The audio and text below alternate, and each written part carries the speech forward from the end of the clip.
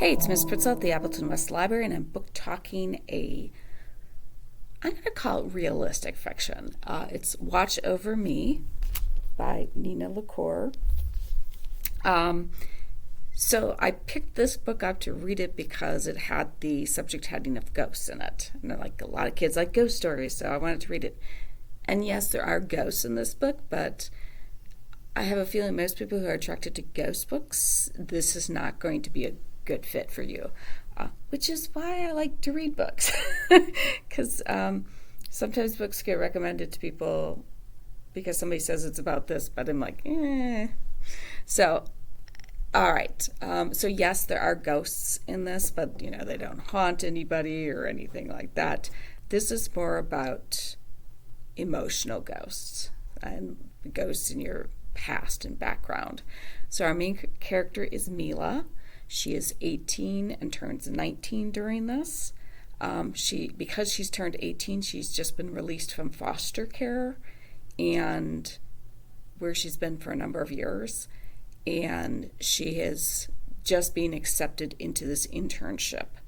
And the internship is actually on a farm with a couple that takes in foster kids and has adopted over 40 of the foster kids that they have taken in. And so because this farm is so far out, no cell service, anything like that, the kids are homeschooled, and they hire interns to help with teaching the students, the children, but also to help, because they do a farmer's market and things like that, to help run that. So Mila, like I said, there are actually ghosts at this place. Most people can see them, but not everybody. The interns that she works with are also come out of the foster care system, but Mila is kind of dealing with her own ghosts throughout this. So there's the actual ghosts, and then there's the psychological ghosts. So Mila was born to a single teenage mother, but was raised with her grandparents. And then her mother met a man, and the parents didn't like him, and so the mother took Mila, and they went off. And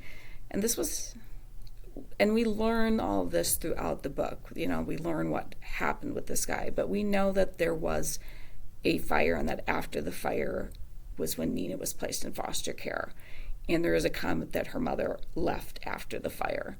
So that's all we know about Mina's story. And I don't want to give too much away, but let's just say why didn't the grandparents take her in? It's because we know the grandparents died sometime while she was living with her mother and this other man. I don't know if they ever married or anything like that. So to me, this is going to be a book that will appeal much more to people who like realistic fiction, because it is about dealing with the ghosts of your past and the foster care system and these people who have no other family, because that's the other, I would say, big theme of this is family. And family isn't just who you're related to, it's the people who surround you, because this place, this farm that Nina goes to, is truly a family of, this couple has just taken foster kids in, and they have ones that are adults now, but they keep taking more kids in. They have adopted, like I said, over 40 of these kids.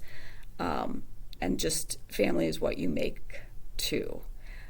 So I thought this is a really good read for people who like realistic fiction, as long as you can handle a little bit of people see ghosts, but and they actually can interact with the ghosts, but it's not really a ghost story. So maybe this will be the book for you, maybe not. Like I said, I read it because I thought it was a ghost book, but I enjoyed it because I like realistic fiction.